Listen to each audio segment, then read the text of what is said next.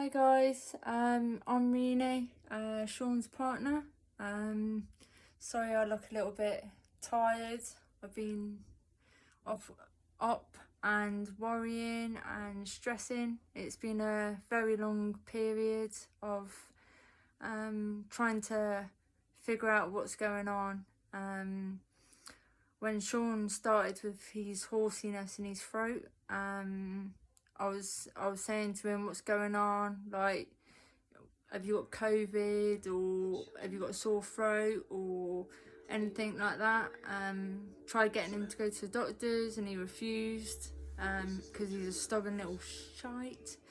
And then it just started getting worse and worse and worse. In the end, I turned around and said, you're going to the doctors, and that's that. We went to the doctors and they sent him to the MSG to have a camera up his nose down to his throat to see what was bothering down here. Went there, seen an amazing surgeon. He explained everything to us, done the camera through Sean's nose down to his throat, and made him go and how it overlapped. To be honest with you, I think the surgeon knew there and then exactly what was going on with Sean, but said that Sean needed to go into hospital and have a biopsy, and that's to take a bit away from Sean's throat, to send it away to see what was going on. Anyway, about a week later, Sean went into hospital to have his biopsy.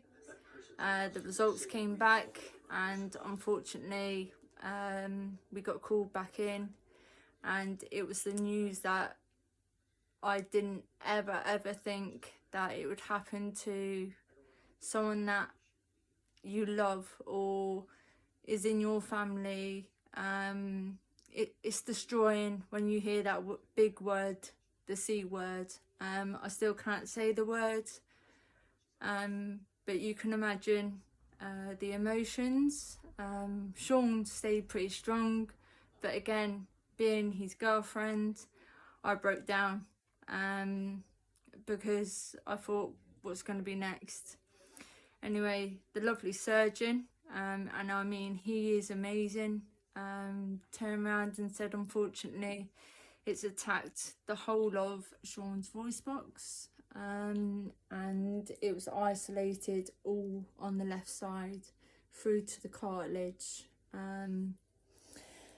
So then the next step was Sean had to sign papers, that was to go ahead with the operation, or the second option was Sean only had 5 months to live.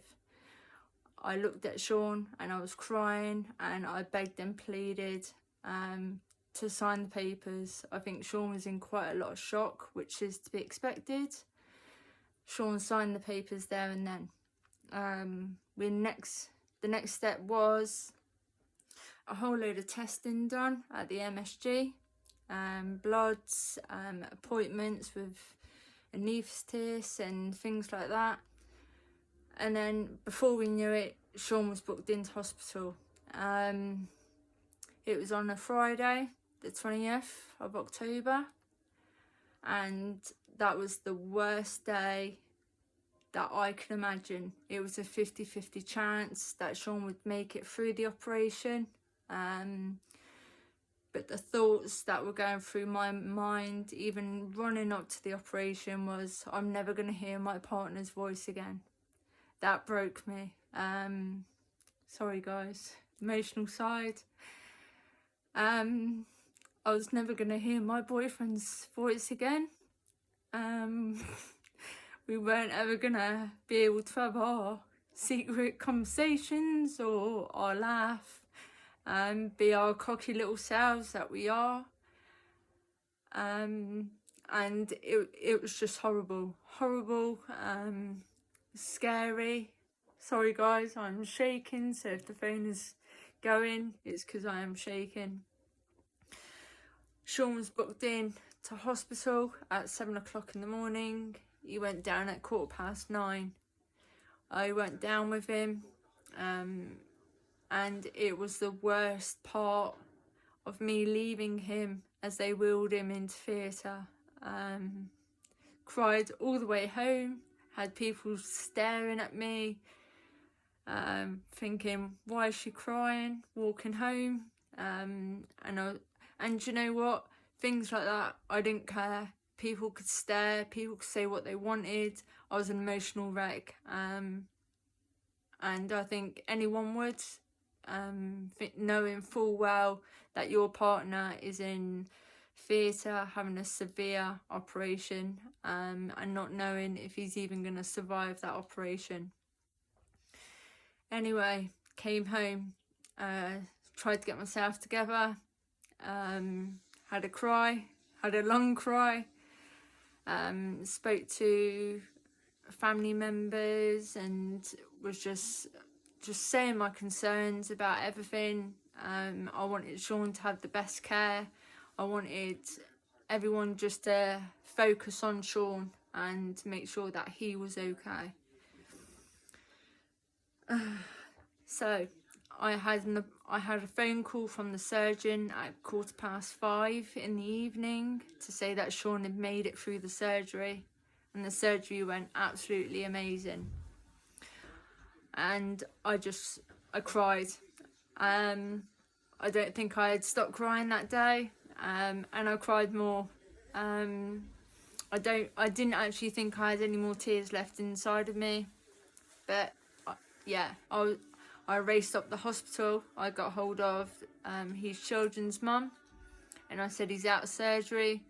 I want to go up and I need to see that he's okay. Even though that they've told me he's okay, I need to make sure he's okay. I know my partner, and I know by his facial expressions, I know how his body language, everything. If something was wrong, I would know that something was wrong.